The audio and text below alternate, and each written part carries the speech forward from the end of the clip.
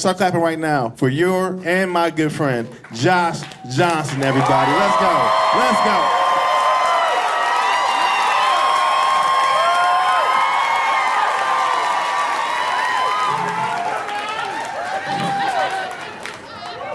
I try to be optimistic about things, everything. So I'm not complaining. I didn't know how to take it. I'm still sort of blown away by it. Trump and Mamdani met in the White House.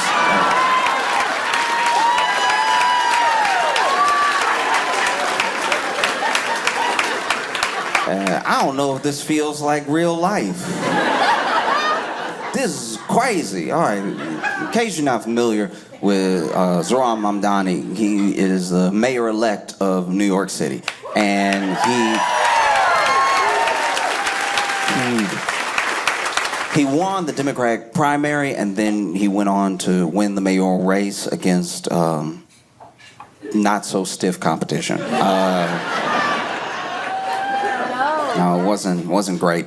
But he won and everything, and the entire time leading up, the whole campaign, he was campaigned against hard by not just his opponents, but by like special interests, by billionaires, and specifically by the president. The president didn't want Mamdani to win at all. The president was over here tweeting hard.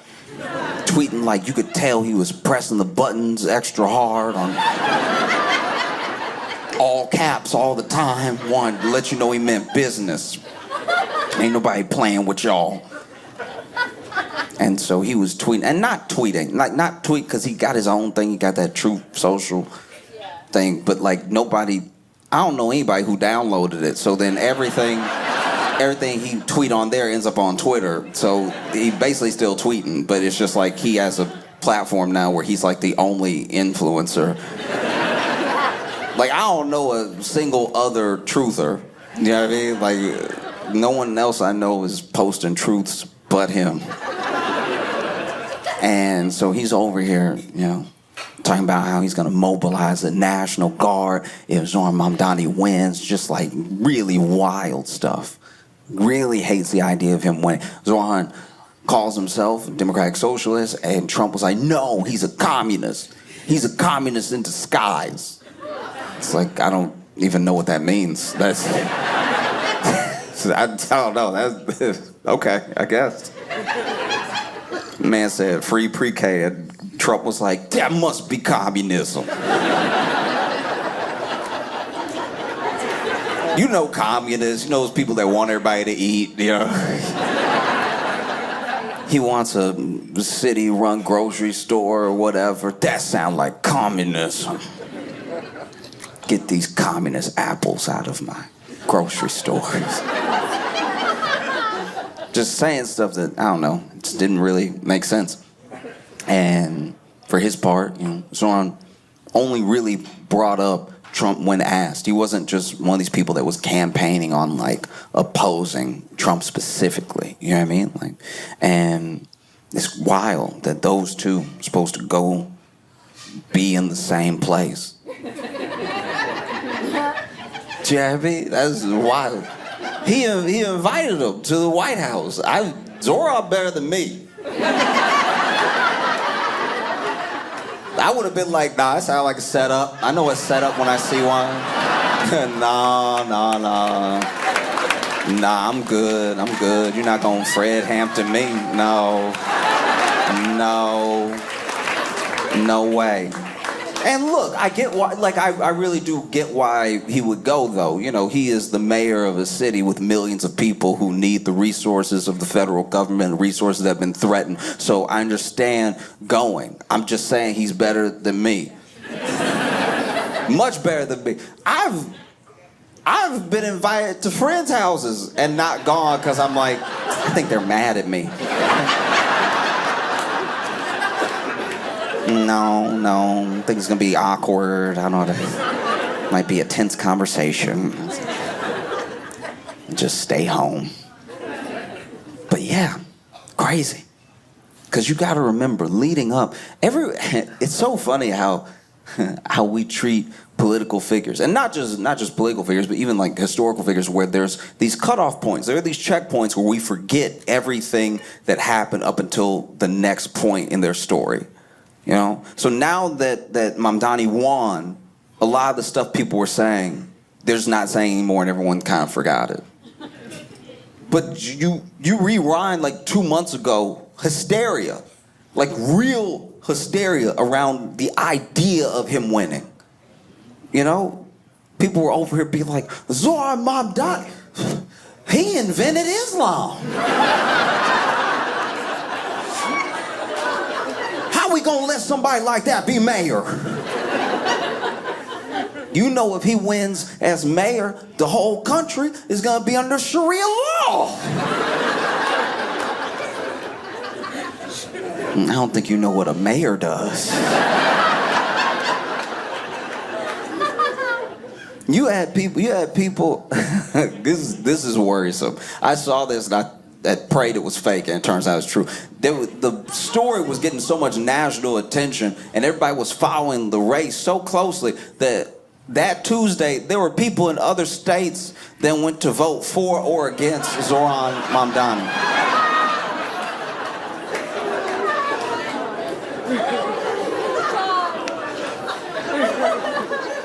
I can't believe how much of this country is missing a civics class. Like, this is terrifying. The idea is so many people would show up in like Virginia and then vote. I mean, it kind of tricked some people into voting. I'm sure there were some people who weren't even going to go vote, but they were like, I got to stop this. I got to stop this terrorist from getting in. And then goes to the polls, doesn't see Zoran's name, and they're like, well, while I'm here. Oh, true hysteria around the idea. Because you remember, there were people who said if he wins, immediately New York is going to slip into the ocean or something. There are some people that don't even understand that Eric Adams is still the mayor. Do you know what I mean? That's why I think politics really sucks for someone who like wants to get in, change things, everything. There were people, so Mamdani wins, and the next day there were people being like, what he gonna do about the potholes? I already fell in the pothole. He's not the mayor yet. Well, he won, didn't he?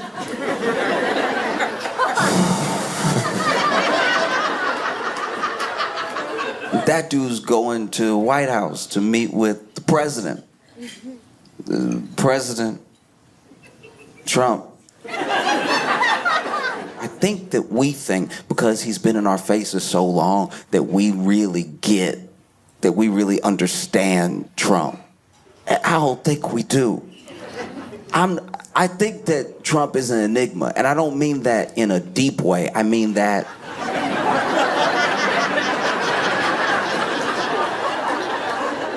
there's two ways to be like an enigma. You can be an enigma by being like a deep philosophical, like Alan Watts type that's just like looking at a star and just like pontificating for the rest of the night on like what it means to already be dead by the time we see you, and be so far away, but it feels like you're in like my peripheral at the same time. But or you could be an enigma by just walking into a room and be like, blah, blah, blah, blah, blah, blah.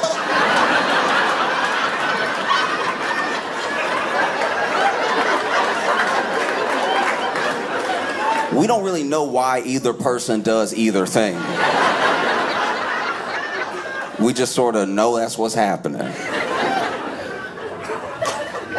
And so Mamdani goes over to the White House and they have a meeting, and like there have been a few people that have met with Trump that I genuinely wish I could have been like an invisible man in the room for. There's been some phone calls he's had. I remember first term. It was like first term. He's on the phone with a couple world leaders in one day. Like he's calling Mexico, he's calling Australia, he's calling. And it was the first time that we got a glimpse, because there were leaks of what the conversation was. It was the first time we got a glimpse of what it would be like for him to govern, you know? Because he was on the phone, he was talking about, you know, hey, look, I said, he's talking with Mexico, he's like, I said I would like get y'all to build the wall and everything. Just listen, just don't say you won't build it.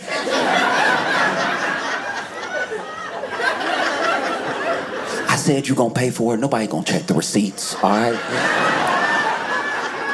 We just gonna build the wall, you just don't say anything, okay? They ask you about it, be like, ooh, I don't know. Just keep saying you don't know.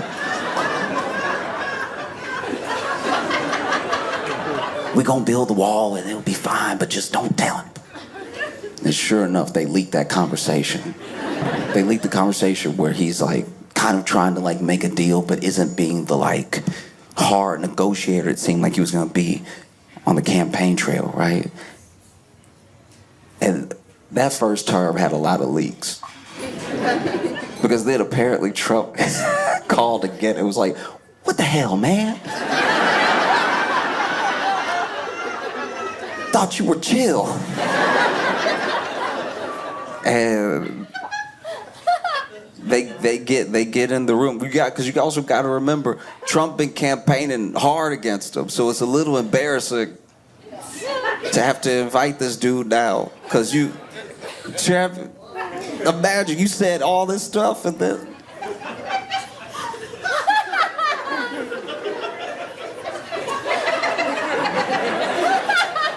Dang, y'all aren't gonna like this at all, but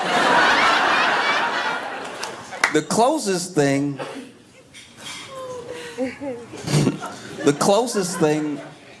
to what Trump must feel seeing Mamdani in the White House, even though he invited him, after campaigning so hard against him, and then seeing how many people love him and how well he could potentially do.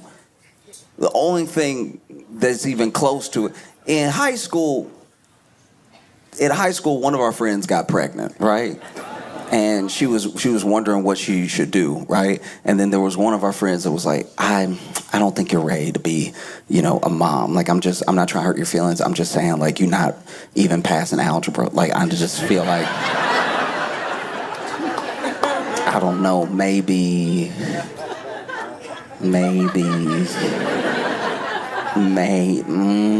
just saying. You were asking our opinion, I'm throwing my opinion out there. Maybe. And then, you know, she had the baby, right? And baby's doing well, she's doing well, and she's still friends with her friend. So now her friend just gotta like hang out with this kid she campaigned against.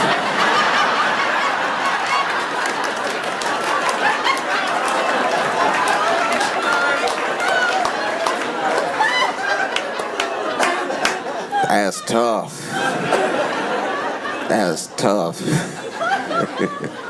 You know? And so you would think Mamdani coming to the White House and meeting with Trump, I don't know, they're gonna get in a room and fight or something. I don't know. Like, because you gotta remember, Trump has been on like high alert. He been tense for a while. It's been bad. Everybody keep asking about Epstein. I imagine Trump try to go to McDonald's and order, and they're like, but what about Epstein? Do you know what I mean? It's a lot.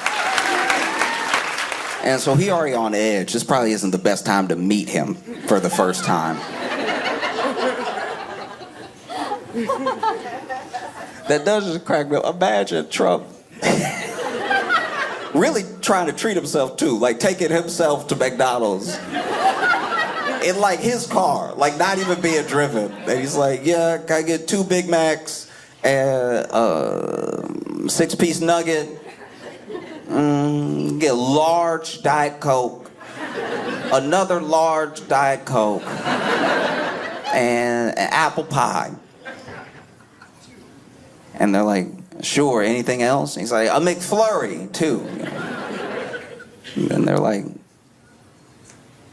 All right, your order is 48.25. What about Epstein? Like, what?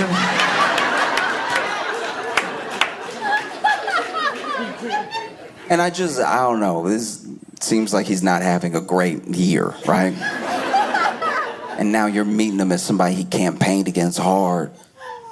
And then they're in a room together. Nobody knows what was like the vibe in the room except the people in it, which I can't imagine there were too many. And then they left the room and you're thinking, wow, this is it. Trump probably gonna mobilize a National Guard and everything. It's bad. And then they get out there and it seemed super friendly. It was genuinely insane. I didn't know how to take it. I've been trying to get people to stop fighting all year and listen to each other. There's two people who could be more diametrically opposed on the political spectrum do it, and I'm like, this is uncomfortable.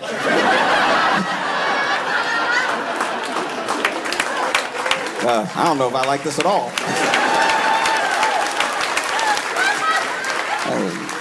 Deeply upsetting. And then, Trump sitting there, Zoran standing there. That was a weird dynamic. That was like, that part was uncomfortable. I was like, he's got to stand at the desk, like it's show and tell, like. But then, they're talking to the press, and it's like more than cordial. It's like he's like really hyping Mamdani up. He's like, he really beat the odds and everything, and I admire him a lot. And he's over here doing his thing. Young man, bright future for the city and everything. And I was watching like, what?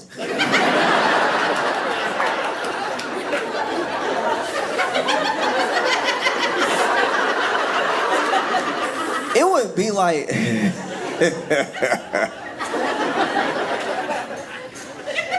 this feeling.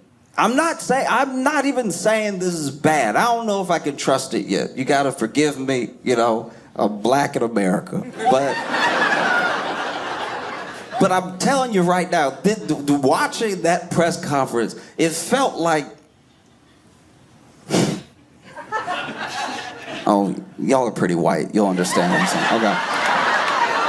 This feels like what I imagine y'all would feel like if you had all your friends come to Thanksgiving, and then just because of the seating, just by accident, your most racist uncle was sat next to like your young black friend, right? And so you're expecting, oh no, this is about to be terrible. And then out of nowhere, your most racist uncle just starts talking to your black friend about a Tribe Called Quest.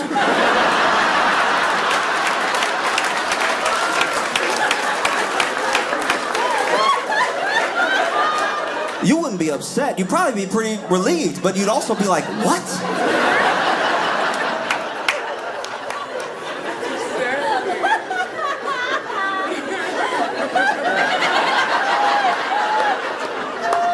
How does he know so much about Tribe Called Quest? No. Whole thing was very weird, and I wasn't the only one that was weirded out. Like, I wasn't the only one that was shocked. The media was also shocked. Shocked and seemingly a little upset. Because he's over here hyping Mamdani up. And I don't know if they got the first question, but I think they did. First question, New York Post was like,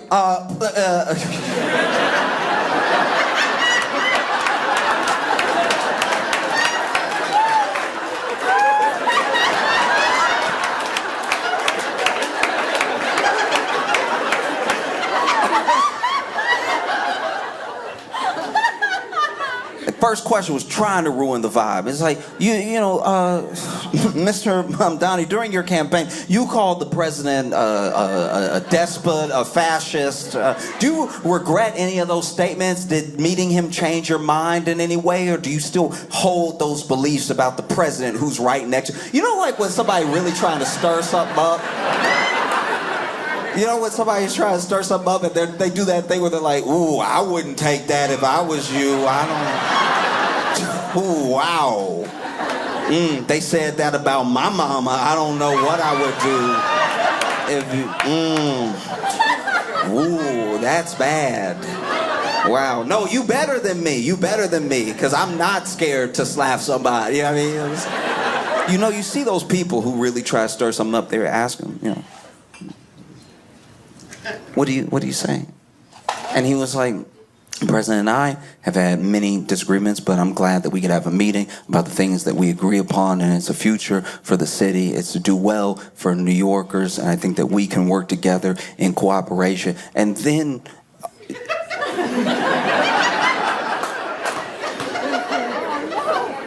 You even see Trump. You even see Trump just like looking at him like...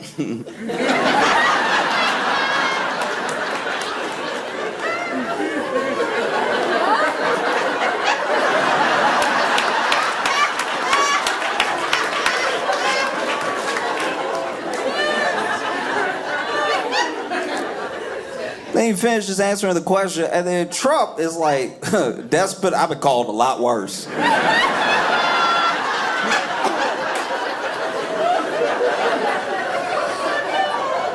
don't even know who asked the next question. I saw another clip with somebody just as upset as New York Post was over here.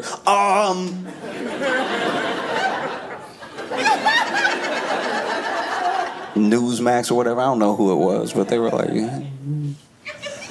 yeah, you seem to think that most of the president's tactics were that of a dictator. You actually called him a fascist several times on the campaign trail. Do you still hold those beliefs? And then Trump, out of nowhere, interrupting, out of nowhere, goes, you can just say yes. Like, you can say yes.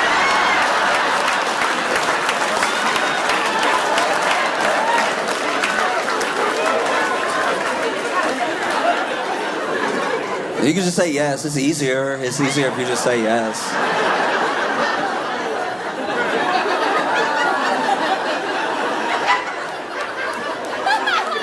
I was like, what is happening? This is crazy.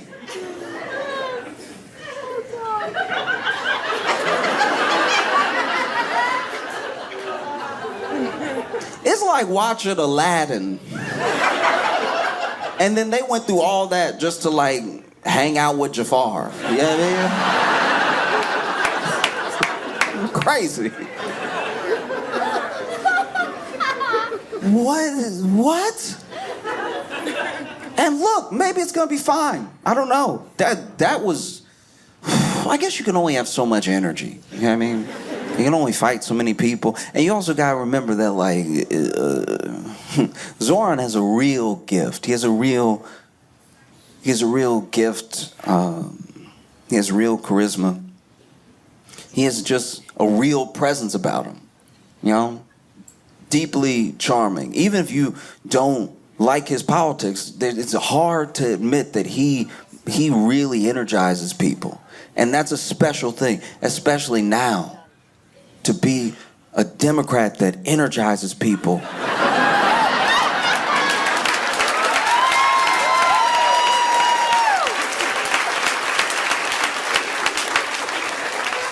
There's not many. There's not many at all. There's a depressing amount. There's actually so few that I'm genuinely worried about even the midterms. I don't know. This might be bad. Because, wow.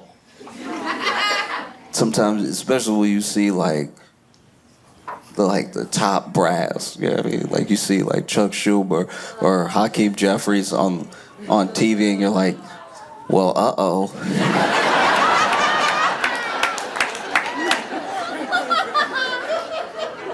Do you know what I mean? Like, Hakeem Jeffries got the vibe of somebody who is like,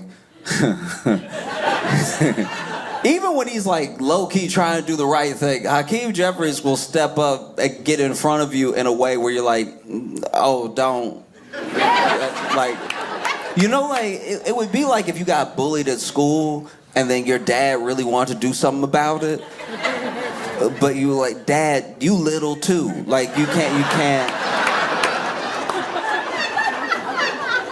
You know what I mean? Your dad's like, no, let me go talk to him, you know? And dad thinks that just because he a dad, he gonna talk to the bully and the kid's gonna be scared. And it's like, y'all eye level. That's not gonna work. And you know, what if he starts swinging? You anemic and everything, like you can't.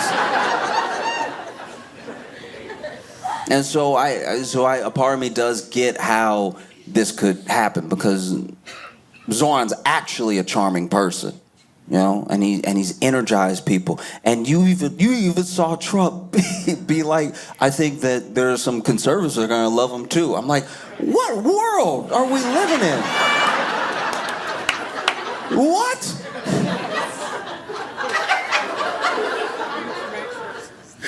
It just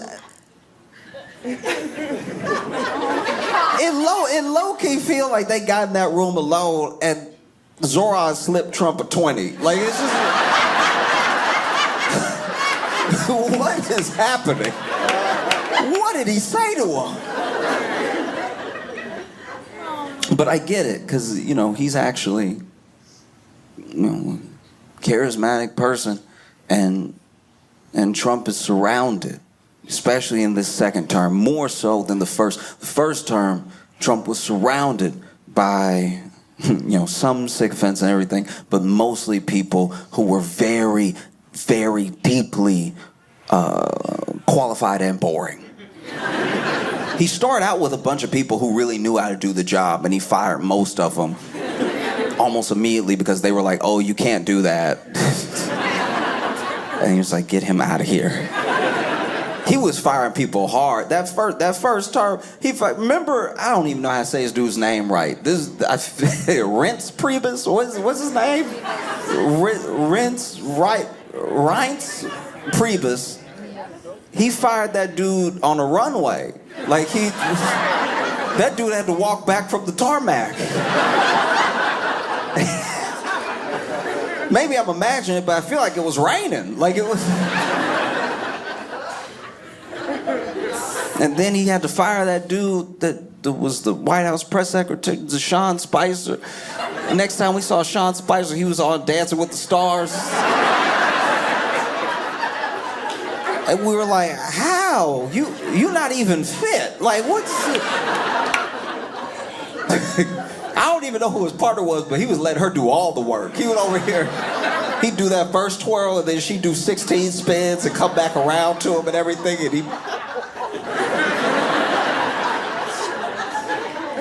That first term, he was surrounded by people, you know, Rex Tillerson. He had all these people around him who, you know, mildly competent but deeply boring, and then they wouldn't do what he would do in their situation. They're like, no, we have to, and they had, like, you know, a little bit of rule of law in there, even though plenty of things were contested as unconstitutional, but there were still people who had a bit of a thicker barrier than I think his agenda and the people around him were expecting, right? And so firing. This time he didn't really have that problem. This time he came in with people fully prepared to do whatever he said, like loyalists, you know? But the problem with like sycophants, the problem with loyalists, especially loyalists that are like deeply incompetent,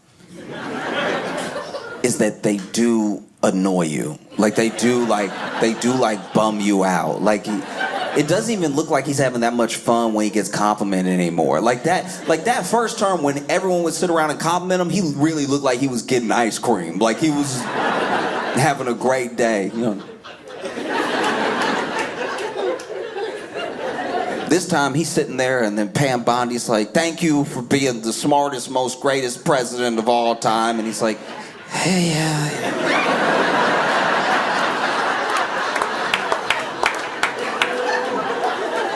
Doesn't feel like she mean it. Like, so to have Mamdani, who knows? Maybe Mamdani like gave him a compliment that was like, oh, wow.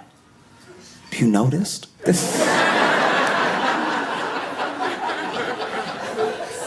Or just somebody who can hold a conversation. That might be different, you know? That might be way different. Trump, you gotta keep in mind how much Trump is surrounded by people who are charisma sucks. Like they just, like even when Trump is like trying to be funny, I'm sure they ruin it. Trump might even try to make a joke. And then they don't know because they're trying to be a loyalist so hard, they don't even know he's making a joke. So then they're like, do you want us to do that? Do you want us to...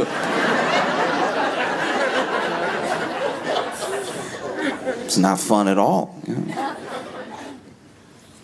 It is a funny idea to me though that maybe,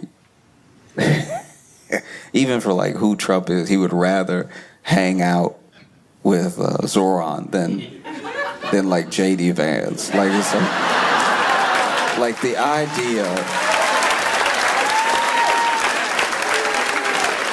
idea that he also like knows the score. Like the idea that he's around JD and he's like, this sucks. This is like, it's like, is he squinting or is he smiling? I cannot tell. Because you got to remember, first term, that dude. Who did he have? What did he have? He had Mike Pence.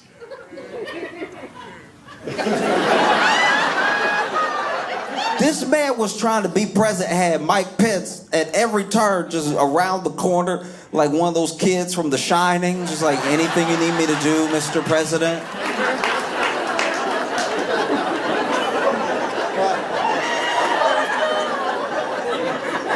Mike Pence too locked in. He was. Like, even when he would do an interview, you'd be like, oh, this is maybe the most humorless person I've ever seen in my entire life. Like, at least JD is cringe. Like, he's like trying to be funny. You know, sometimes he'll tell a joke and he'll have his own laugh at the end of it. And it's like, yeah, that's not gonna trick us into laughing. That's not how jokes work. There was that weird, he tried to tell some weird joke. I think he was talking to the troops or something. And he was like, you know, I asked my staff earlier, I was going over jokes. We were joking. And I asked them if I should do one of the jokes that I just told that we all laughed at. And they were like, sir, please don't do that one.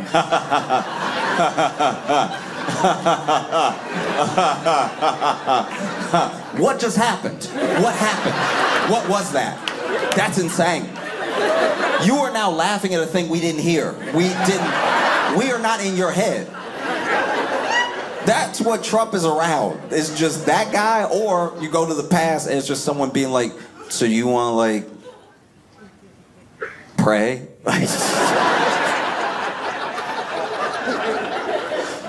Apparently Mike Pence prayed around Trump so much Trump started bringing it up. He was like, you gotta get rid of this guy. Every time we're alone, he tried to pray on me, and his first one was nice. The next 12 are very upsetting. Ooh. You know? Because prayers aren't bad. It's always nice when somebody's like, hey, can I pray for you? I'm always like, yeah. But if they were like, can I pray for you? And I was like, yeah. And then they prayed for me. And I was like, thank you. And then I saw them 5 minutes later and they were like, can I pray for you? I'd be like, what's happening? What do you... Now I feel like you praying at me. Like you, like... Now I feel like you prayed something and it didn't work and you trying again.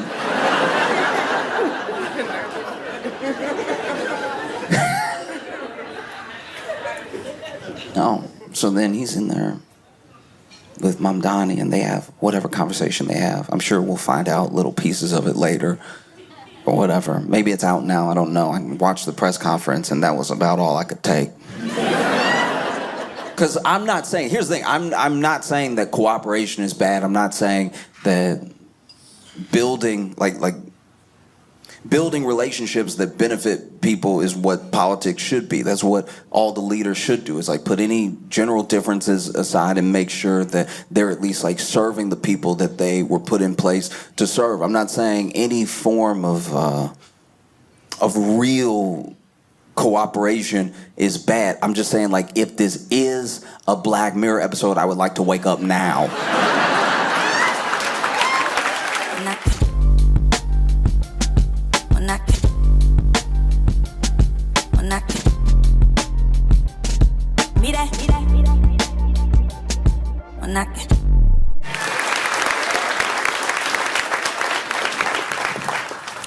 Okay, I'm just gonna sort of throw this out there. I love coming to Arizona. I love visiting all the different parts. I was just in Tucson and everything. I will say though, as a state, y'all gotta decide which of the restaurants are just fronts. Like, just absolutely not a business at all. I was in Tucson and we walked into a restaurant that they looked very surprised we could walk in. It seemed... We walk in and now there are not any other customers. It's 3 people that are towards the back, towards the kitchen. Not in the kitchen, like outside the kitchen at the last booth, just counting money.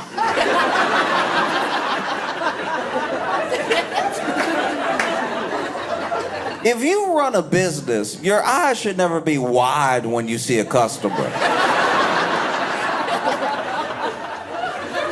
We walk in, everybody, just looking caught. I was with Dave. Dave was like, are y'all open? And in my head, I was like, if you have to ask.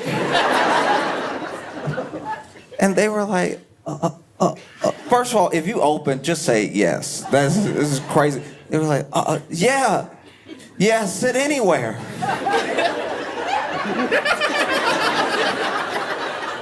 Why are you saying it like you just thought of that? Like,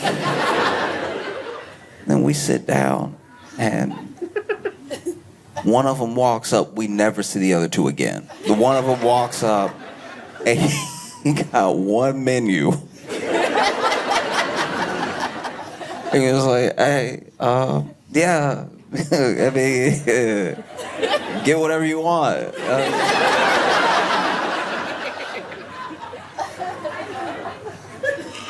And then he is gone for a while. He's gone, and like, you could tell he was talking to the other ones, but so everybody whispering. But they're doing the loudest whispering I've heard in a long time. They're doing that panic whispering, because there's whispering when there's like, and then there's the whispering they were doing. It's like, well,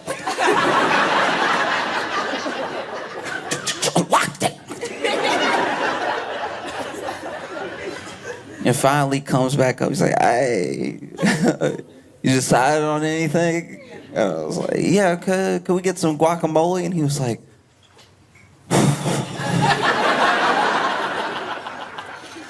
and then he left, and he was gone. He was gone for way longer than it takes to scoop guacamole. Like, I'm not complaining, I'm just noticing. I was like, all right, he already left us for quite a while after he gave us a menu, and now he's been gone for way longer. And then I see him, because in my head I'm like, oh, maybe he's making the guacamole. Maybe they're making it from scratch. Maybe it's one of those places. And sure enough, I see him walk out of the kitchen with a big old metal bowl, and you can hear him stirring the bowl and everything, stirring. And I think he's about to walk to our table, and he doesn't at all. This man walks out of the kitchen, is stirring the bowl, then walks up to the bar and grab some salt from the bar and started shaking it in the bowl. And I was like, your kitchen doesn't have salt? Seemed like salt would be the first thing in the kitchen. The only way that could have been worse is if he had walked up to my table and grabbed the salt.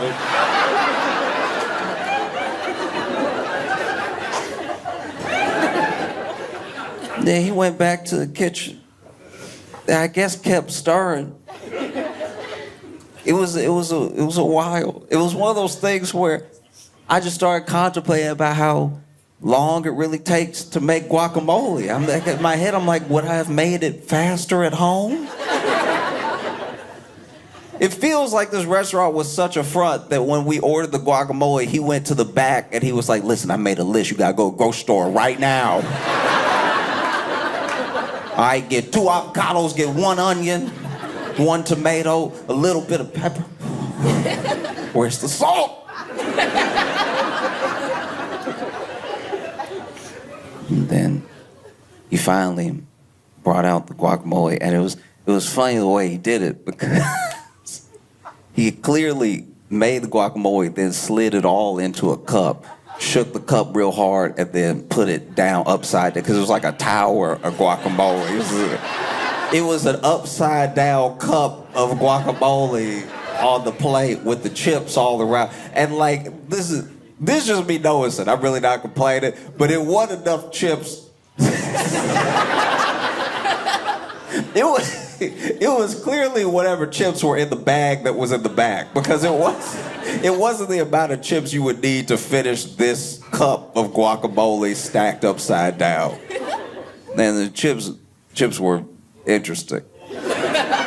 They all had different consistency and everything. At a certain point, here's the thing about a chip for me. When I dip a chip in guacamole, just give it some strength. I hate to dip into guacamole and have it snap in front of me, and then I look crazy. I look like I don't know how to eat. Making me look greedy just because your chip doesn't have strong corners. So, take the chip, scoop some out, doesn't snap, already a good sign. And guacamole was actually phenomenal. It was actually really, really good. It was crazy. And so he was gone for a while, and then he comes back up like 10 minutes later, and he's like, how is it? And we were complimenting, like, this is actually really good. And we shouldn't have said actually, but under the circumstance. You know what I mean? Like, just under the circumstance, that y'all look surprised to see us. So how are we supposed to know the guacamole would be good? You look like you didn't plan on making any today. We were like, this is actually phenomenal. This is really, really good. And he was like, thanks, man. Wow, thank you. And I was like, wait, what? Why do you seem like you really needed to hear that right now? It was crazy. He's like, yeah, man, just thank you. Thank you, dog. Appreciate it. Did y'all want to order something else? I will let you know before y'all order any cooked food. Our chef did leave, all right? I don't know when he gonna be back. It's like, all right, yeah, I guess y'all are a regular restaurant. That's fair enough. There's that, and then there's, especially when we were in Tucson, it felt like everybody was kind of trying to be healthy. There was so many like salad bowl places, but then there was an ice cream store next to every salad bowl place. This is the most ice cream stores per capita. There were ice cream stores across the street from each other, like rivals. And then while we were deciding where we were gonna eat, after we didn't eat, this dude was on a scooter, and he took a spill, right? He was on a scooter, and I don't know, I've never been a fan of these like bird scooters, these like, the one that you can just, as a pedestrian, hop on and ruin your life. You know what I'm talking about. The scooter that's just parked. You feel like you're stealing it. Like if it didn't take your phone to unlock it, you'd be like, this is a crime I'm doing right now. And how is it built? Remember those scooters from when we were little that just had the brake on the very end of the back wheel? It's somehow that scooter mixed with the throttle from a motorcycle. Because why Why'd they make them go so fast? You got people driving next to cars on the scooter or just murdering pedestrians. Because there's no tutorial. All you need is a credit card and you could just become a bullet. This is insane. There's no video to watch or anything. You just get off.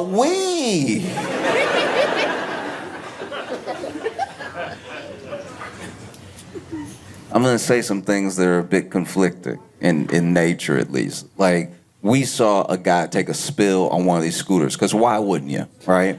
And the way this man crashed didn't make any physical sense. Because he definitely crashed, like went over the handlebars, right? But by the time we turned and saw him, do you remember planking?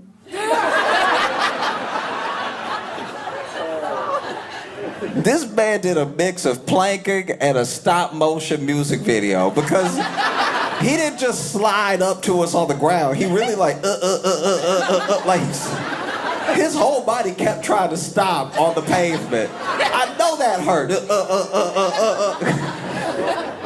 Glasses flew forward, flew off his head. Glasses weren't done flying. I don't know what I said. I was like, oh my gosh. And I don't know. I wish I was a hero. I was one of those type of people that like springs into action. That's not who I am at all. I just kept standing there like, ooh. Wow.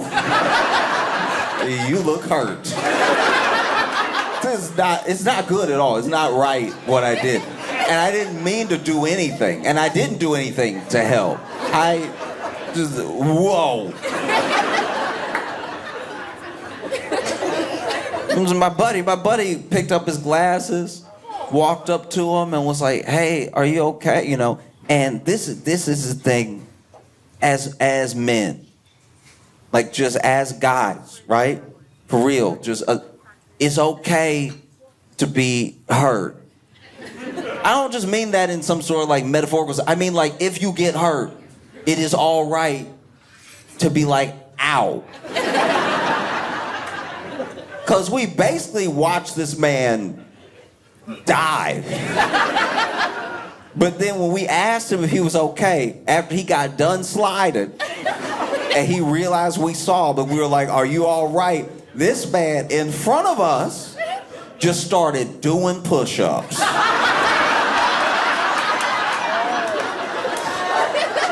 Dog, no. You're not gonna convince us that this was part of the plan. That's only a man could like do something like, only a man could like wreck a car, fly out the windshield, wrap himself around a tree, and then grab a branch and be like, one. Like,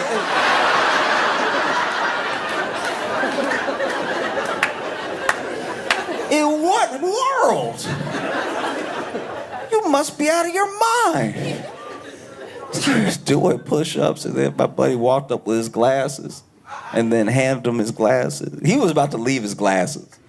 He was about to get back all this, because here's the thing. This is one thing that I can say I relate to with my man here. When I fall, I also want to make sure that I never see the people who saw me fall again. When I fall, if I fall in front of you, it's either me or you. I gotta kill you now, and I hate that. But one of us has to go. This is too embarrassing. And so my man was about to drive off on the scooter he just fell from. I assume he needs glasses if he's wearing glasses. This man was about to get back on the scooter blind and drive off just to not be in front of us anymore. And my buddy walks up, hands his glasses back to him, and he's like, yeah, that thing got me. Just got me. And my buddy was like, the curve? Yeah, it tends to do that. Like, you gotta really pick street or sidewalk. The curb is kind of the only thing keeping those two apart. And then we noticed, like, he actually, you know, from all the sliding, he actually did scrape his chin pretty hard. So his chin was bleeding at there. My buddy even said, he's like, you're bleeding, right? And then he goes, I know. No. You can't out tough blood.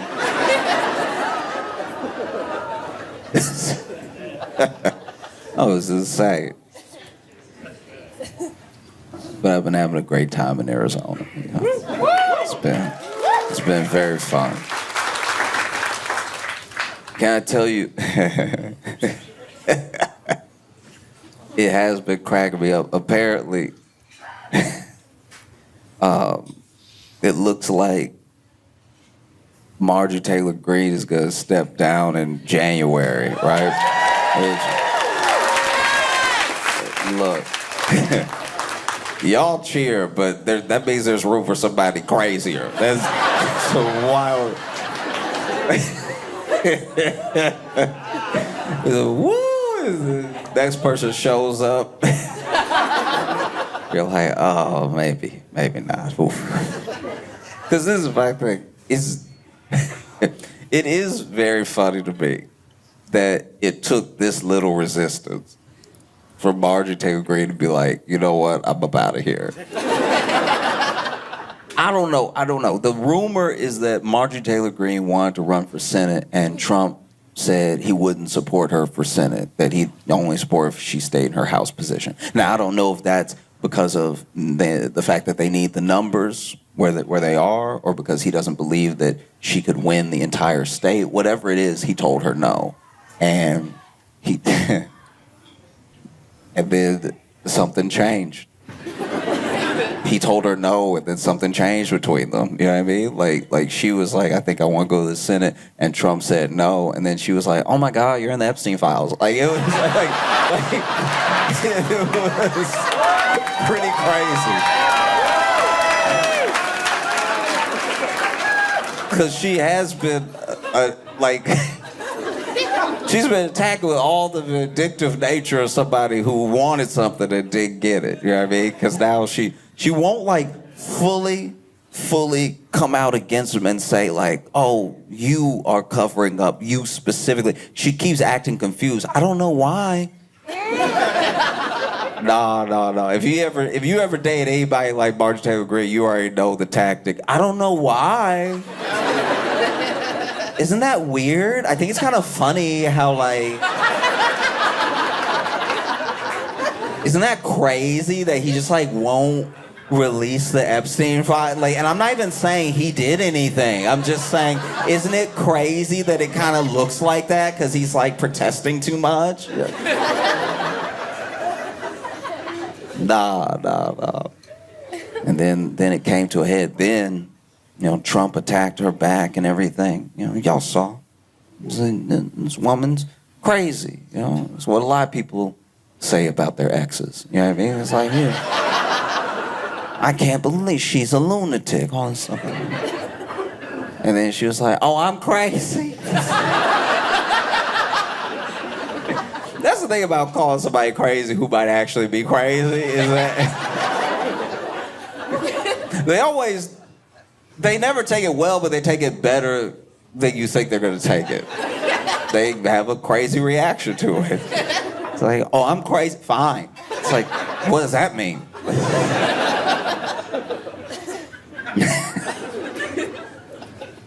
And then she just kept going. She just kept, you know, beating that Epstein drum. He kept coming after her. Then he called her a traitor. Who would have thought that traitor hurt more than crazy? Do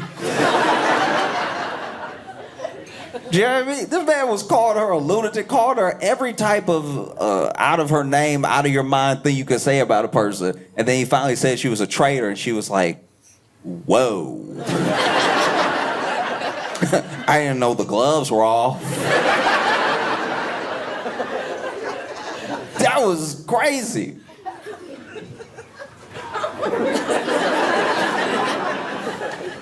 Because then she had a press conference. This is, ooh. She had a press conference. And then behind her were a bunch of Epstein survivors. Yeah, like a bunch of women who were like, no, we've publicly been calling for the release of Epstein files forever. And then Marjorie standing right in front of them, got the microphones way too high.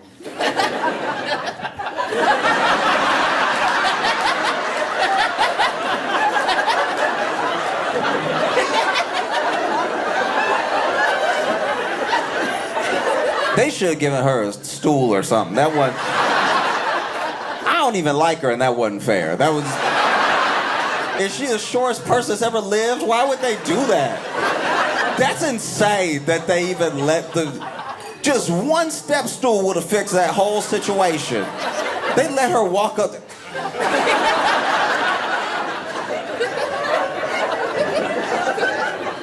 Who knows? Maybe they tried to help her. Maybe they did. Maybe they were like, you really should, to get to the lectern, you should probably have a little steps, do something like that. She was like, no. No, the truth will make me tall.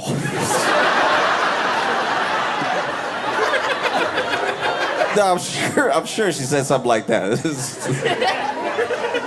And then she got up there, now she gotta talk up. And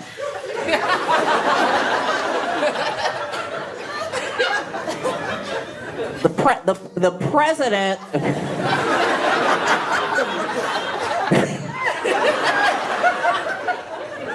The president called me a traitor.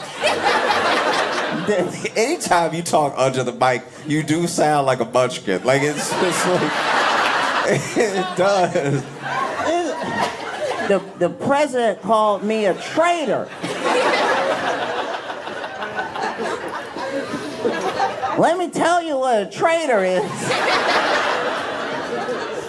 I was really trying to take her serious the whole time. But you even saw the women behind her be like, oh.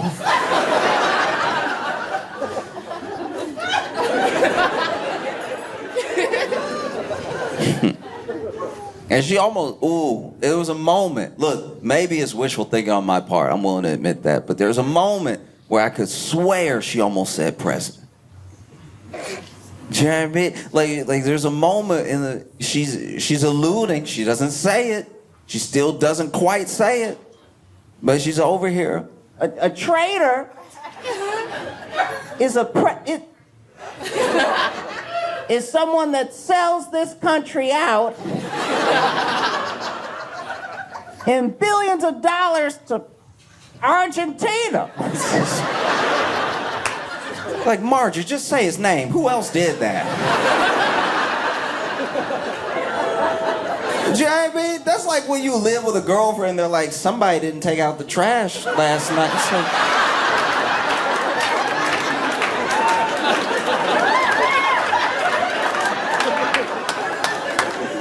Well, it's only two of us here, so if you're not saying it's you, why don't you just call me out then?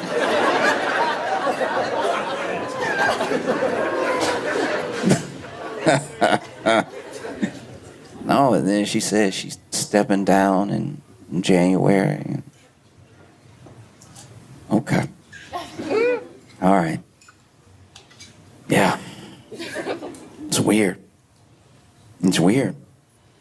It is. Because it's like she did, like I will say, so I'm trying to figure out how to put this. She did undergo a lot of harsh treatment from people based on Trump attacking her. Like when Trump attacked her, a lot of like MAGA itself seemed to turn on her.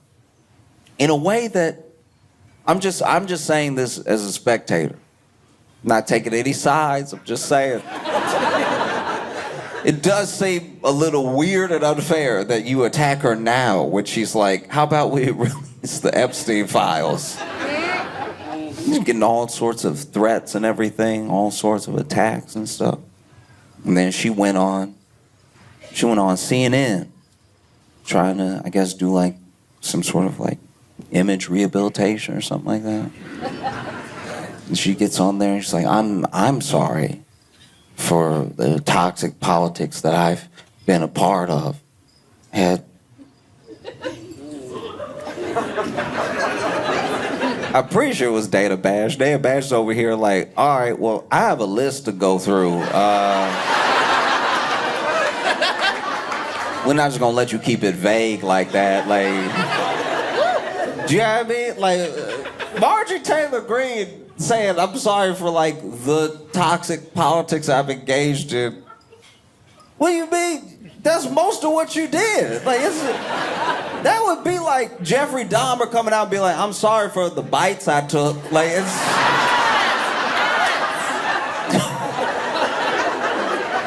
Whoa, you are grossly understating your impact on the community.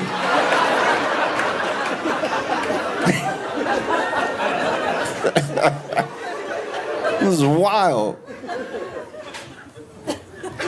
You know, then she just started going down the list. Like, are you sorry for when you liked a bunch of tweets about putting people to death?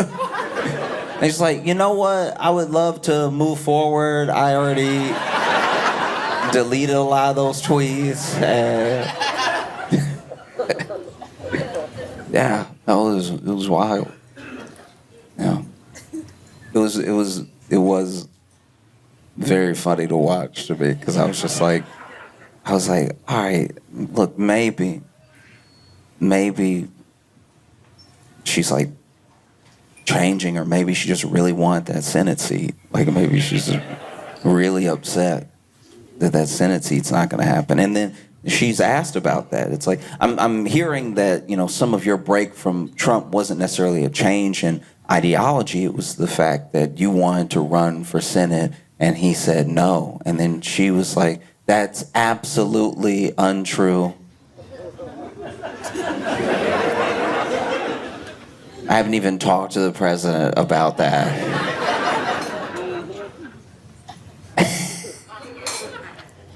And then she talks about how she's been getting all these threats and everything. And look, I will say, nobody should be getting, like, you know, threats online or any of that stuff. Like sometimes it happens to somebody that's not a particularly good person, so you do care a bit less. But overall, no matter who it happens to, the whole idea of being better than the idea of doing something is you actually have to be better. You know what I mean? If you're on the side that's better, you have to be better, you have to act better, and sometimes that just means like not engaging in the thing. It shouldn't be a race to the bottom. And it is wild that people talk about like a violent, radical left all the time, but somebody just sort of like sicked the right on Marjorie Taylor Greene, and she was like, yeah, I think I'm good. I don't know. These people have guns.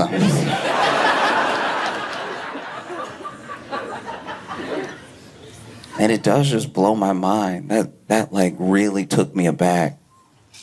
The irony there. You know? Like okay. I didn't know this dude personally, but there was the story that I was told when I was living in Chicago about this dude that basically, all right, it should make me laugh because I'm glad it happened to me. But there was a guy in Chicago. I used to live in Rogers Park, and there was a dude apparently in like Edgewater area, which is a little bit south of where I lived, that he would rob people, right? And the way he robbed people is he just had like 3 rocks and a sock, and he would just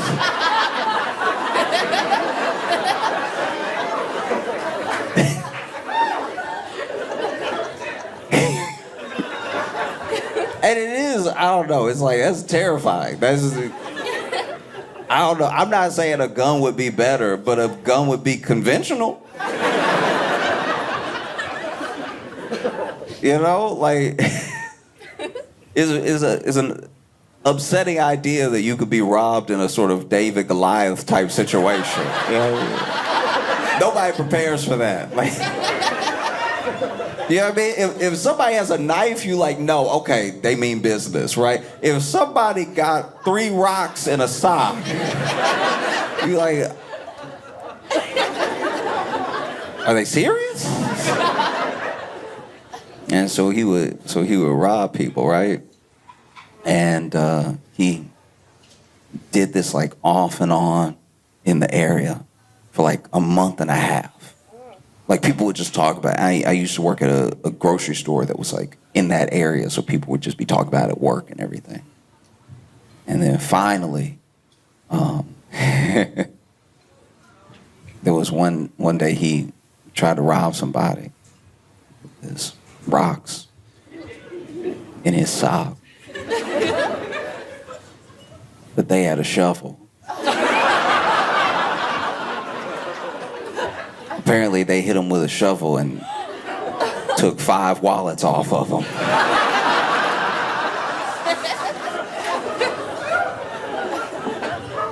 That's a version of what Marjorie Taylor Greene must be going through. You know what I mean? It's like she did all this stuff for so long, and now finally she the one getting threats, and she's like, these people are crazy. It was really upsetting stuff.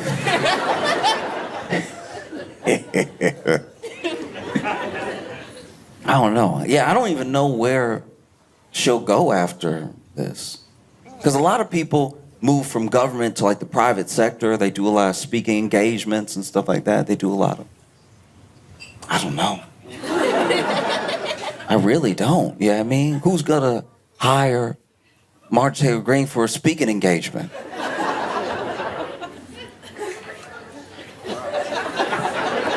I mean, I'm sure there's organizations out there that are like, yeah, go up there and tell them how everybody's a lizard. Go ahead.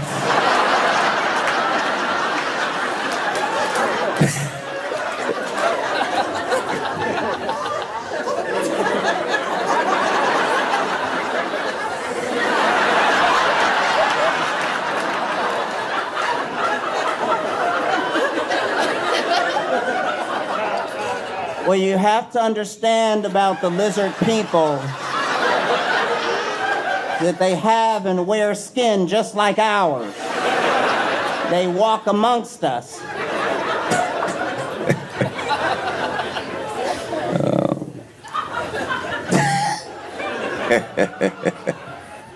No, I've been trying my best to improve, you know. I've been trying to like work out and stuff. I feel like some of my friends that have worked out have seen progress, and I was like, I would like some progress. So I started working out, but nobody tells you, man. Nobody tells you that working out should be something I do more often or not at all. Like it's crazy because you'll want to. I used to want to get big. I used to want to be like a big guy. Every year I have hope. Hope is a hell of a drug. Every year I got hope I'm gonna turn all around this year, you know? And it's like I'm gonna be like a bigger dude.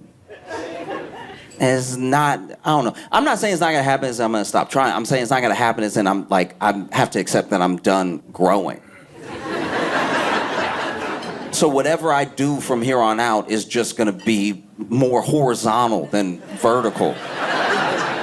You know? So it's like, even if I got big now, that'd be bad. I didn't get tall. I'm not tall. So then I would just be wide. So then and a wide, muscular guy is on no one's list. There's no one that's ooh, I can't wait to get to that stout, fit man. I love that build of the guy who looked like he worked out for the circus. I love that. It's never been said by anybody. Because you would even, if you got really fit, but you were like, still, I don't know, like regular height to short. It is funny, when you're regular height, like apparently I'm regular height. I didn't even check. Somebody just told me that. But they were told, they did tell me that when I was having a bad day, so it might not even be true. Like, it's... I wasn't even bummed out about my height. I was having a bad day, and they were like, "You regular height?" And I was like, "That's a weird thing to bring up." But there's no as a man, there's no way to be regular height. You're short. Because when you even say I'm regular height, that's a short thing to say. Do you know how little you look screaming I'm regular?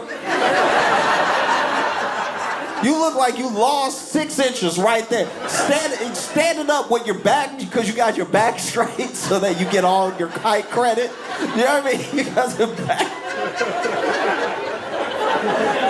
And you mad too. Anytime you get mad, but you gotta look up a little, it makes you look shorter than you are too. Like, tall men may always seem like a threat, but at least people take them seriously when they're angry, you know? Like, if you regular height and you get mad and you're like, I'm regular. Nah, you're a little guy now, you know? And so I've been working out, but it's like, I don't know, nothing's happening. Nothing's happening, you know? Like, you be like, oh yeah, I'll even see other people's transformation video where they're like, I worked out for 8 months and look at me now and look at me then. And it's like, yeah, okay. Yeah, let's try that. And then you go to the gym and it just hurt. They leave that out, that is gonna just hurt the whole time. Everything you wanna do hurt. Like, you want big arms, you're gonna have to hurt your arms for a while. You basically gonna have to hurt your arms 3 times a week and make sure you eat enough steak but don't have a heart attack. It was crazy. You know what I mean? It's like, oh, get all your protein in. It's like, all right, but what if I'm ready to throw up? Like, I can only eat so much. I'm regular height. You can't fit all the food in you. You need to be bigger if you want to be bigger with muscle. You could be bigger just in general. You could just start with Oreos and never stop, and then I could be a bigger man that way, yes. But I was trying to do it like that back of the arm muscle. You know that one that like flexes when you point? Just try and get one of those. I mean, hopefully 2. You would hate to just have one. Be terrible. Be terrible. You out here working your hardest too. You know, just working, doing pull-ups and pushes. We gotta figure out which one of these exercises work. You know what I mean? Some of them are like functional. Like I understand a deadlift to me makes sense because it's picking up the heavy. That's the dumbest way I could have said it, but it's true. A deadlift is just you pick up heavy. And then if you pick up heavy, strong. This must have been how the cavemen said it. You know what I mean? This must have been how, like, when they were first inventing working out, when they were like, oh, your life isn't that hard, so you're not as strong as us, so if you want to get as strong as us, you have to simulate it. They didn't say simulate, that word wasn't invented yet, but like, you have to simulate it by doing as much work as we do, but just doing it in like little intervals. They wouldn't have said intervals either, but they were just like, pick up big, then strong, right? And then somebody picked it up. Again, and they picked it up again. And then they picked it up to a point where it was easy. And it was like, all right, you're strong now. That is strong, you know? And it's always nice, especially if you're regular height, to be strong. Because nobody expects it. I don't know what it is we do. I don't know why we do this. But there is a certain amount of help needed on the shelf, we assume that person also can't pick up stuff. Because they made, I don't know why they did this, by the way, but they made a shelf at the grocery store that is 1 finger higher than regular height. It's one, because you can touch it. This is extra embarrassing. When you can touch,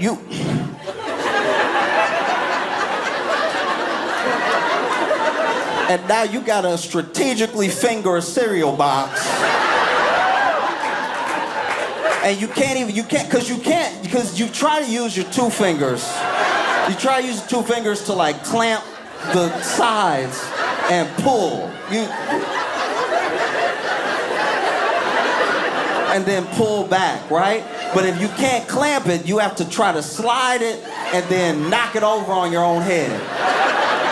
The amount of times I've knocked a box into my own face,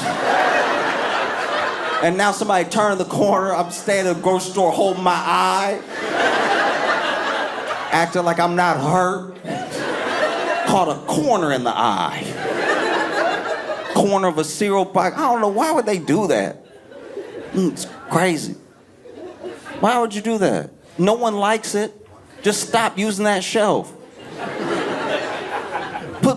Put an ad on that shelf. I'll look up. Stop doing that, because then it puts us both in a terrible position. Puts us both in a very bad position, because now I gotta ask a tall man for help. I'd rather die. Now I gotta ask a tall man to help me like I'm his child. I don't know him. And then he gotta help me or else he evil. I do have a tall friend who gets asked all the time for stuff like that, and he doesn't do it at all. And I'm like, you know how many people just wish a death on you? Like, do you know how many people, you over here walking down the aisle, and there's just little people, can you get the pickles? And then you over here, nah, I'm good. And it's like, that's a crazy thing. It's your day. You should be able to do what you want with your day, but that is a crazy way to respond. Somebody needs help because the grocery store ran out of space, I guess they had to build up. So they made a skyscraper shelf that nobody can reach up. So that you reach up as hard as you can, and you over here.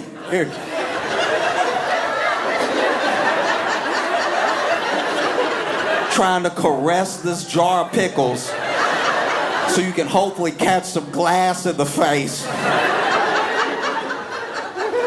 It is terrible. One time, okay, this is really bad. I was furious. There was this one time I was at a grocery store and I just needed some taco seasoning, right? And they put it on the highest shelf in the spice aisle. It's over here. And this was one of those ones where they sell the packets, all the packets individually, but they sell it as an individual thing, even though the box comes with all the packets in it. So then the people that work at the grocery store, I know because I used to do this when I worked at the grocery store, they rip the top of the box and then all of the packets are just in there, right? And so it's at the top of the shelf because somebody is Satan. And so then they put this one in the top. And so I'm reaching up and I'm trying to, the only thing I can think to do is just go ahead and try to get my finger in the box so I can slide the whole thing out, grab one, and then put it back, right?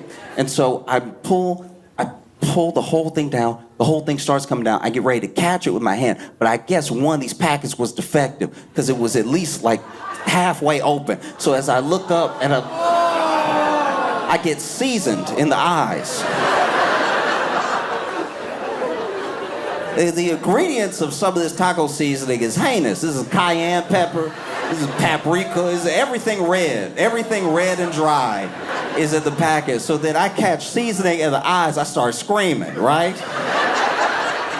Look at that. Look at what y'all done. Now, because y'all wanted this extra shelf, I'm screaming in the spice aisle.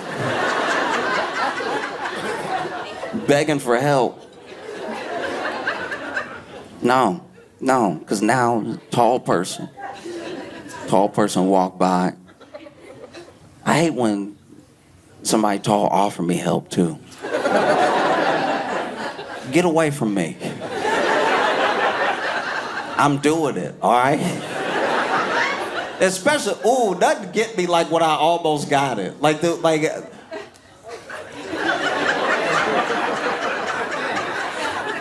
Edge is about to slide off the top of the shelf. I almost got it. And then walk up, do you need help? Where were you 45 seconds ago? Now you want to help now that all the work's been done.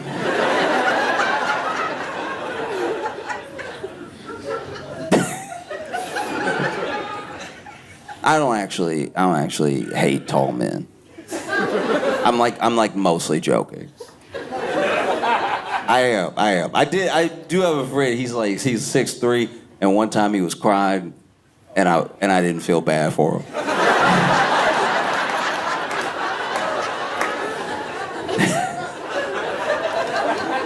Yeah, I mean, I was like, come on, man.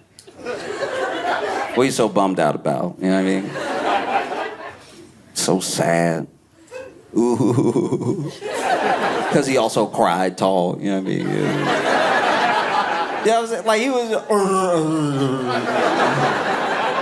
And has a deeper register because of, out here crying like he at the top of a beanstalk or something.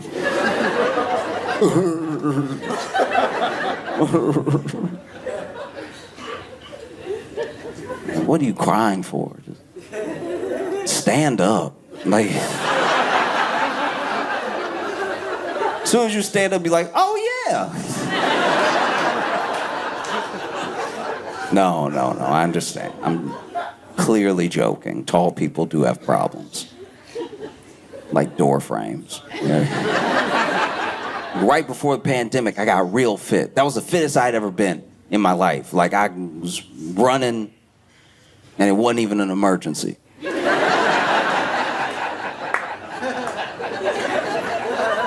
There's only two reasons to run, from or to. But I was running, because when I started running, I wasn't good at running at all. And I don't mean that I fell. I could run, like I was running. But I wasn't a good runner in that when I would run for exercise, like let's say I was just out having a run, it did look like an emergency to the people who were witnessing me run. Like, they weren't like, he is jogging. They were like, uh-oh.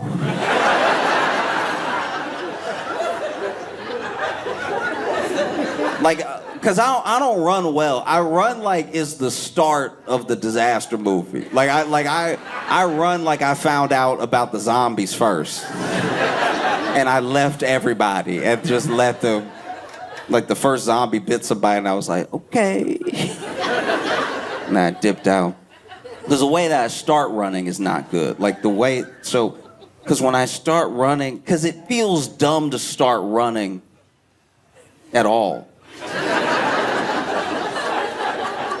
Do you know what I mean? When you're already running, especially if you're fit, or if you're just like a general like hot person, or if you got a good stride, running looks good on you. You see people, like when people run the marathon and they're doing that like kick as they run, that like, I'm like, what is that? I've never seen somebody run so efficiently, But to start running, and it's not a race. You're just running because you wanted to. This is your workout. And you decide you're going to run today. And, you don't want to start running like it's actual. You don't want to bend down. That seems very dumb. So the way that I start running, it just doesn't look good. It's like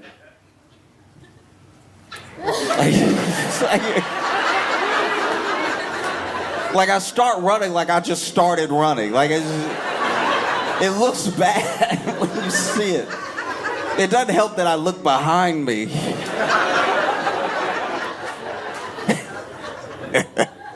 Yeah, I just start running. There was one time I was running for a workout, and I had been running all week, so I had been doing a couple miles all week. So by this like 5th, 6th day, I was actually super comfortable with running. I didn't feel as dumb doing it because I had been doing it for so long. I was like, I'm getting there. I get a couple miles in every day, get home, I've worked out. This is great, right? And then I was like, you know what I'm gonna do?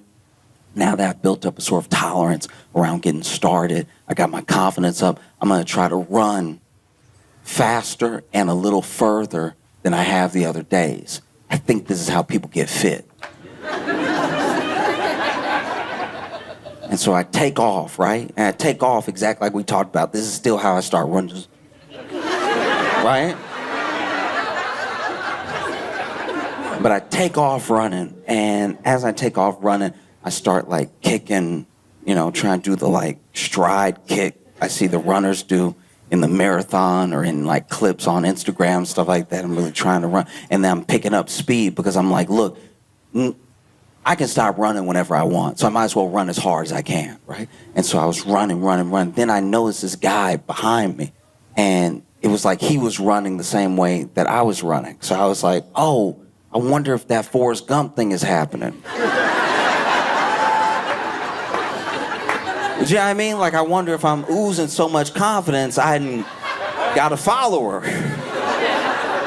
And so then I start running a little harder, and then he's also running behind me a little bit harder, and we're both running in a way that like we're running together, but we're still decently apart and everything. And finally, I'm starting to get a little tired. I'm like, okay, I mean, I don't want to let him down, but I do want to stop now. Like I'm not built for the Forrest Gump thing at all. Like, I don't think I could run long enough to start an entire run club or anything like that. I really didn't even want to do 2 miles, but I keep running, and now I'm like panting, but now I'm really pushing. And then they talk about hitting a wall and like a runner's high and stuff like that. I didn't feel any of that. It was all pain. It was all just like, I got that stitch in my side, like where your side starts to stab you because it's like, what are you doing? Why are you running, stupid? We're not meant to run. Sit down.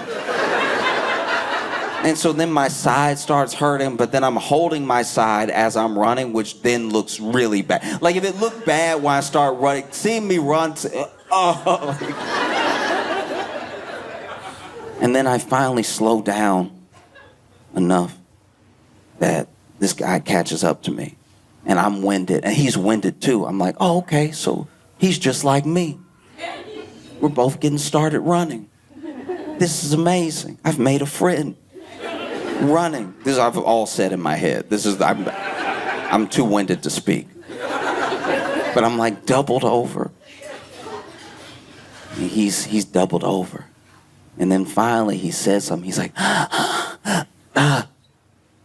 what was it?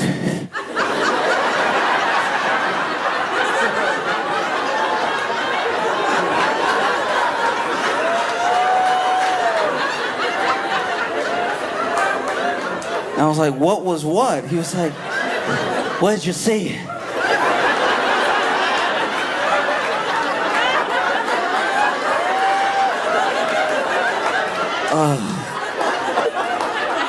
What do you mean? He's like, I saw you and I thought something bad must have happened.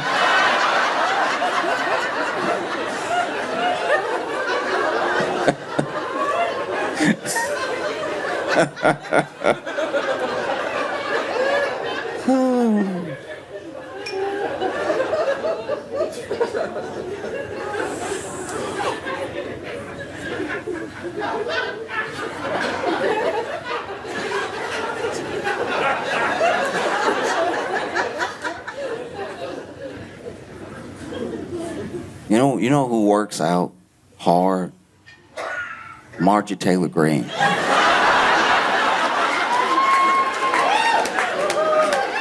I think that makes her even scarier because it's like, usually when you meet somebody who believes a bunch of conspiracy theories, they've been like, you know what I mean?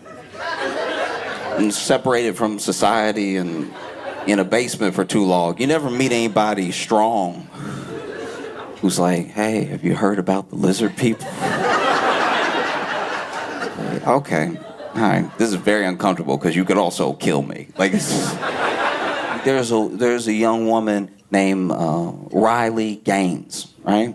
And Riley Gaines is famous because she was a swimmer, and basically in, I guess, the biggest competition of her life, she placed 5th, and a trans woman placed 4th. And so she's like, oh, if that athlete was not in the race, I would have qualified and gone on to the next stage. And that's like the hill she's dying on. That's like that like started her political career, and then that's why she gets invited to all these speaking engagements. And it is wild to me that you would tell so many people you were never going to win. Like that's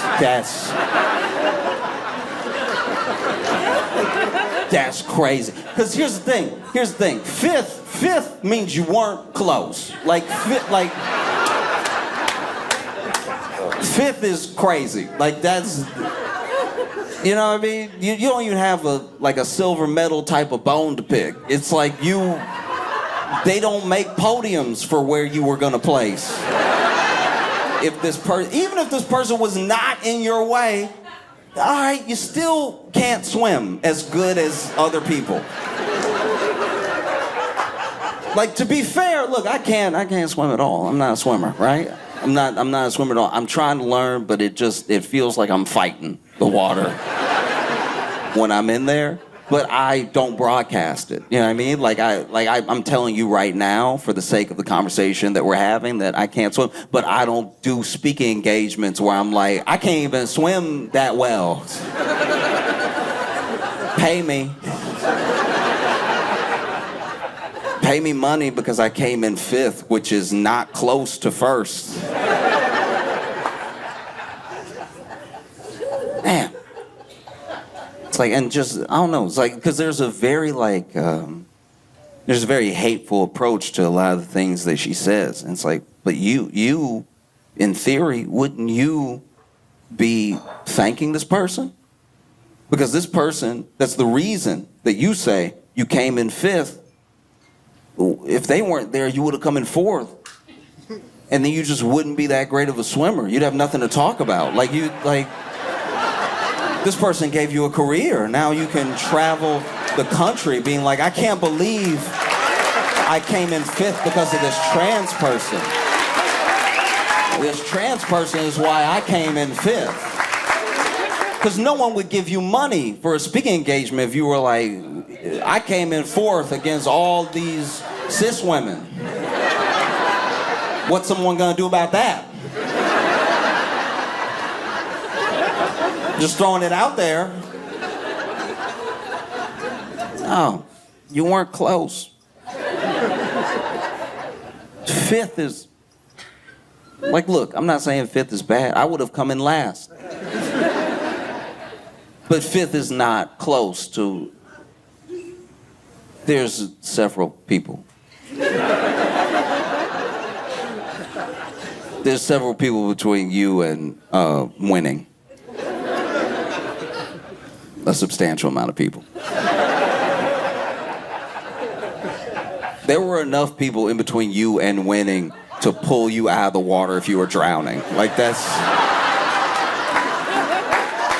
a crazy amount of distance between you and number one. That's just a fact.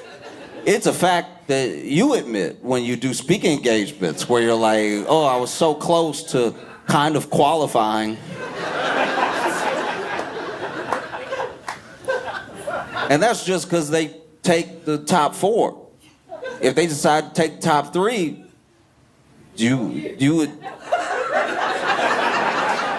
be even further from, I don't know, it's a lot of money to make to be a failure. Like, your whole thing is swimming. Your whole thing is swimming, and you didn't do it. Like, you swam, like you didn't drown, but like you.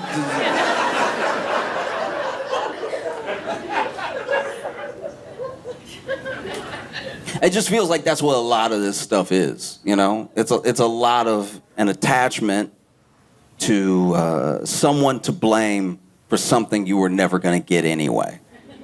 You know? Like, that's what a lot of it is. It's like sometimes I'll see people, even with the idea of like taking jobs, right? Oh, they're coming to this country, they're taking the jobs, and it's like, yeah, okay, they're taking the jobs. What do you do? Do you know what I mean? Like, it's weird when it's like an assistant manager at like a Wendy's being like they're taking the jobs. It's like, yeah, but not this job. Like, what's... Like, some of the people that are so mad, I'm like, yes, but they are not in between you and the thing that you want. The person in between you and the thing that you want is the person who already has it. Is someone doing better than you? Is someone doing better than you that has it? So if you wanted a better job, the person that you should be mad at is the person that gives out the better jobs. The person who is willing to do any job is doing worse than you. It's weird to blame them when they don't affect you at all. Not like that. So then the person you should be mad at is the person who is keeping, and they planned it. They planned this whole thing. They made it so that you would blame this person, because when you do, you're not looking up at who's holding up all the stuff over your head. You should be mad at them up here, the way that you would get mad at like a tall person walking up to you as you're like trying so hard. You're trying to pinch as hard as you can, like just a better job, just more opportunity. And they're like, hey, you want some help? Do you feel like is it help? No. How are you gonna get mad at somebody doing worse than you? No, they're not keeping you from anything, you know? It's like getting mad at the bottom shelf because you couldn't reach the top.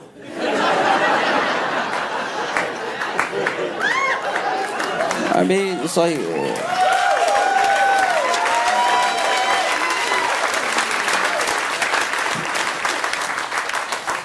It's like getting mad that you're in 5th place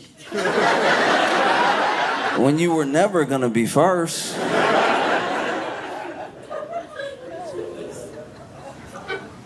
I just can't get over that. Because I remember the first time I heard about Riley Gaines, and I genuinely, what I thought happened was that she was second. And then a trans athlete came in first, and she was like, oh, you stole from me. You know what I mean? And then when I heard that they don't even make a type of medal for the position she came in, it goes gold, silver, bronze. I guess you could give 4th place like aluminum or something, and then you could give 5th place like wood, maybe.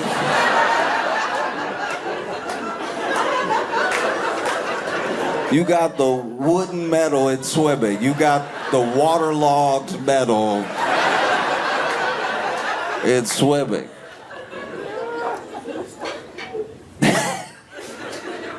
Yeah.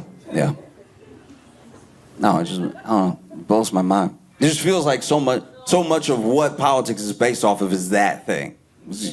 You are keeping me from what I want. I want this. You are the reason that I'm not getting it. Not the politician. Not the person who like signs bills into law. There's just like this person over there,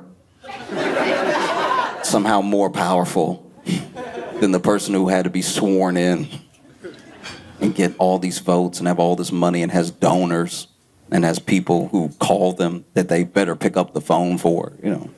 That person, not as powerful as random person from another country, you know?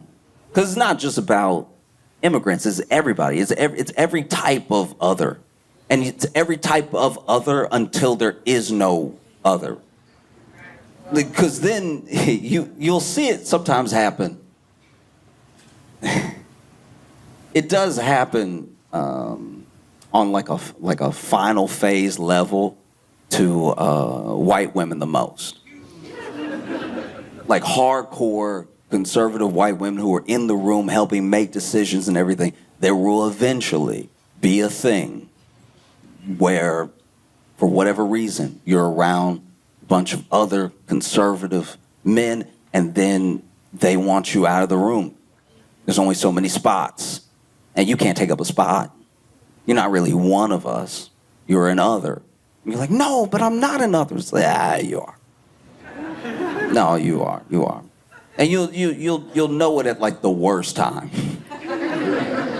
It'll be like when you finally want something. You've done everything that you're supposed to do. You voted the right way, you said all the right things, you hold all the right beliefs, you do everything that you're told to do, from whether it's from a young age you grew up in a conservative family, or you have these conservative values, and you're doing everything that you're supposed to do. You're doing everything towards the sort of life and country that you want, and then you finally want something, but maybe you want something that's a little bit out of your place to have. You know? Maybe you wanna step into a position that other people don't want to see you in, right? Maybe you want to be like a senator, and right now you're a House rep, and so then they tell you no. I know you've campaigned for me. I know you've spent millions of your own money trying to help me. I know that you've had my back every step of the way, but like, no, come on, no. And maybe it's not because you're a woman. Maybe it's because you're out of your mind. But like no, just no. And do with that what you will. And then she's like, oh my God, you're in the Epstein files. No, I can't believe it. Oh my God. Oh, Phoenix, y'all been phenomenal. Thank you so much. I appreciate that.